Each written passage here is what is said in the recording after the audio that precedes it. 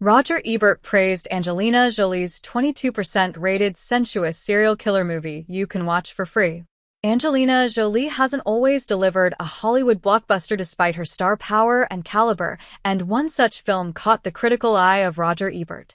It is a difficult task to impress Roger Ebert, but that is exactly what Angelina Jolie has accomplished with her sensual serial killer mystery, Taking Lives.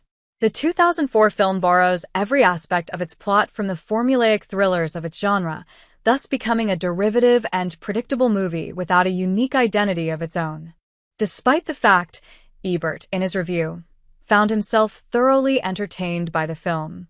Although it didn't excel in ingenious screenplay and arresting cinematography, Taking Lives overcame the flaws in its script by delivering a constantly intriguing and evolving story that takes its viewers on a plot hole-filled expedition to an equally predictable finale. Angelina Jolie's bad serial killer movie fascinated Roger Ebert immensely.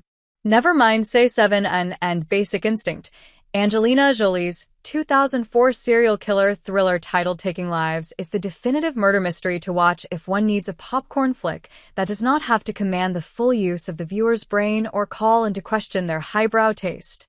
Rated 22% on Rotten Tomatoes, Jolie's film managed to be so thoroughly predictable yet engaging that it left the great film critic Roger Ebert frustrated to no end.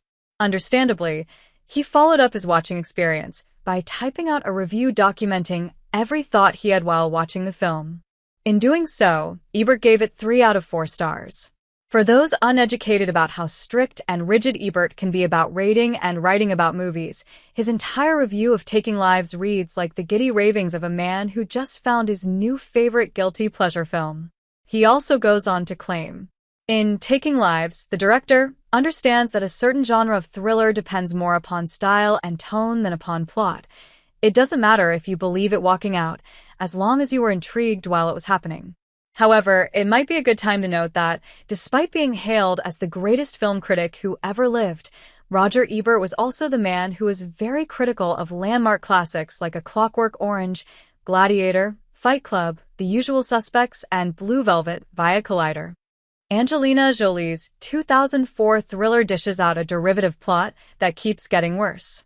Despite being on top of the industry food chain, even an actor of Angelina Jolie's caliber can sometimes be excused for dishing out a no-brainer, basic murder mystery thriller.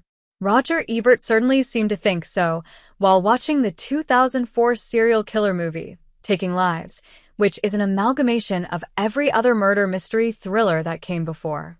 In fact, Angelina Jolie did not even leave out Nancy Drew as an inspiration, as she put her supreme detecting skills to use by following a draft under a bookcase to unlock a secret hidden room behind it.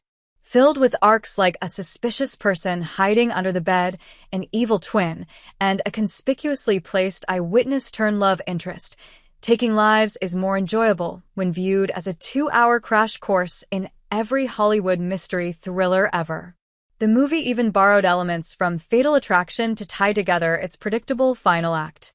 No matter how Pulp Fiction-worthy the final product turned out to be, the movie deserves all the credit for boldly following through on its bingeable plot. Which aspect of the Angelina Jolie thriller did you find most enjoyable? Let us know in the comments below.